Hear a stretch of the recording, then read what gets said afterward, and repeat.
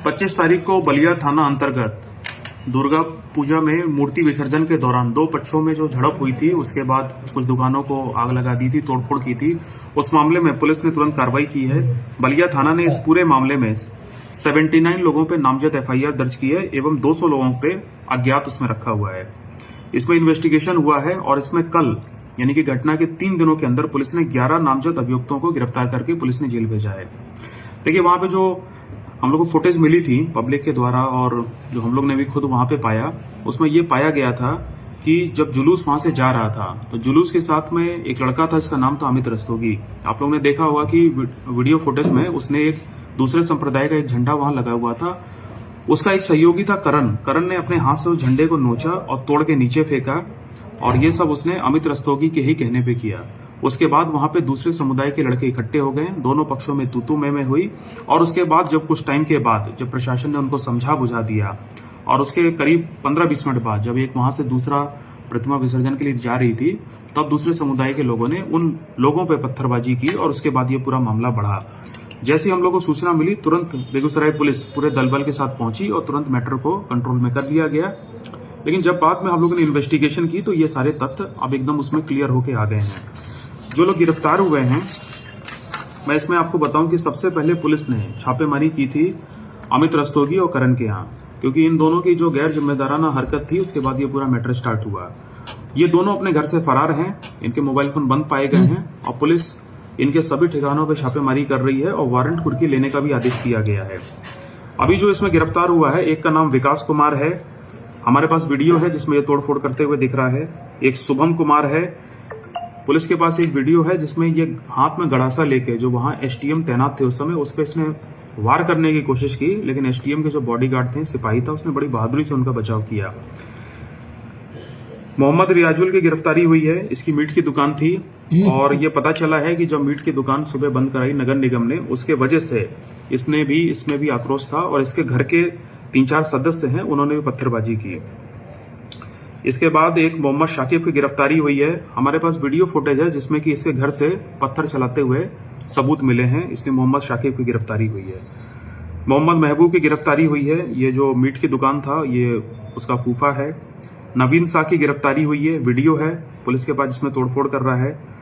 मोहम्मद शाहरुख की गिरफ्तारी हुई है, ये भी जो मटन की दुकान चलाता था रियाजुल, उसका रिश्तेदार है और इसके बारे में शिकायत थी कि ये अपने यहाँ पे कोरेक्स भी बेचता है।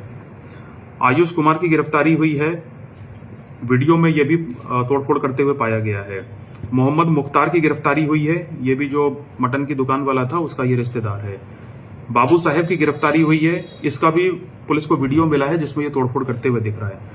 विकी कुमार की गिरफ्तारी हुई है एक, इसके खिलाफ भी सबूत मिले हैं। और लास्ट में मोहम्मद रियाजुल, जिसकी वो दुकान थी मटन की, उसकी भी गिरफ्तारी हुई है। तो आप लोग देख सकते हैं ये जो 11 लोग गिरफ्तार हुए हैं, इन सभी के पास पुलिस के पास बहुत ठोस प्रमाण मिले हैं और किसका क्या रोल था उन फुटेज में, ये भी जांच में जब पता चला है। तो ये सारी छानबीन करने के बाद और साक्ष्यों को संकलित करने के बाद पुलिस ने गिरफ्तारी की है और आने वाले दिनों में अभी इसमें अनुसंधान जारी है। सभी अभियुक्तों के खिलाफ ठोस सबूत प्राप्त करने के बाद पुलिस इसमें आगे और भी कार्रवाई करेगी। सर, दंगा किसके तरफ से भड़काया गया? देखिए, मैंने आपको जैसा कि बताया, जो वीडियो फुटेज मिले हैं उसके एनालिसिस से जो सीक्वेंस ऑफ इवेंट पाए गए हैं वो मैंने आपको शुरुआत में बताया था, तो उसी के आधार पे पुलिस ने ये गिरफ्तारी की है।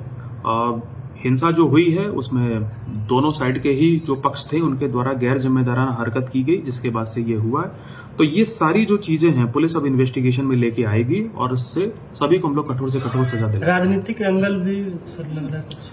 देखिए, हम लोग को इसमें जो ये लड़का है अमित रस्तोगी, ये सुनने में आया है कि कुछ संगठनों से जुड़ा हुआ है और इसकी अभी जांच कर रहे हैं। एक बार इसकी गिरफ्तारी हो जाएगी, इसके मोबाइल फोन्स का फॉरेंसिक एनालिसिस किया जाएगा, इसके बैंक अकाउंट को भी चेक करेंगे। इनफैक्ट जितने भी इसमें अभियुक्त हैं सभी की गिरफ्तारी के बाद गहन पूछताछ और मोबाइल फोन्स की हम लोग छानबीन कर रहे हैं। अगर इसमें कोई षड्यंत्र है तो पुलिस उसका भी पता लगा लेगी बहुत जल्दी। विधायक एमपी भड़काऊ वहां जाके भाषण देते हैं तो उस पर क्या कार्रवाई होगी? देखिए, हम लोग को वहां पे जितने भी वीडियो फुटेजेस हैं वो प्रशासन ने भी फोटोग्राफी कराई है और आप लोग के माध्यम से भी मिले हैं। अनुसंधान अभी चल रहा है, उस सब की जांच की जा रही है। यदि कोई वैसा पाया जाएगा उस प्रकार का जो डेफिनेशन में आता है तो निश्चित सब पे कार्रवाई की जाएगी। अच्छा, मुख्य आरोपी जो एसडीएम पर हमला करने वाले थे, वो क्या उसकी मंशा थी कि एसडीएम पर हत्या कर दे या किसी तरह के उस पर वार कर करके? मैंने आपको बताया जैसे कि एसडीएम साहब से जब पूछताछ हुई है उनका भी बयान हम लोग लेंगे तो इतने धारदार हथियार से कोई अगर ऐसे माहौल में किसी पे हमला कर रहा है तो आप समझ ही सकते हैं उसकी नीयत क्या थी। तो उसको गिरफ्तार किया गया है, इससे पूरी पूछताछ हुई है, उसने अपना अपराध स्वीकार किया है और वो सब अनुसंधान का पार्ट है। हम लोग कड़ी से कड़ी सजा सबको दिलाएंगे और पूरे मामले पे पुलिस लगातार वहां नजर बना के रखे हुई है, सोशल मीडिया पे नजर रखी जा रही है। आने वाले दिनों में बहुत सारी इसमें गिरफ्तारियां और सभी पे कठोर से कठोर कार्रवाई होगी और इसके अलावा भी जो निरतात्मक कार्रवाई है पुलिस करेगी।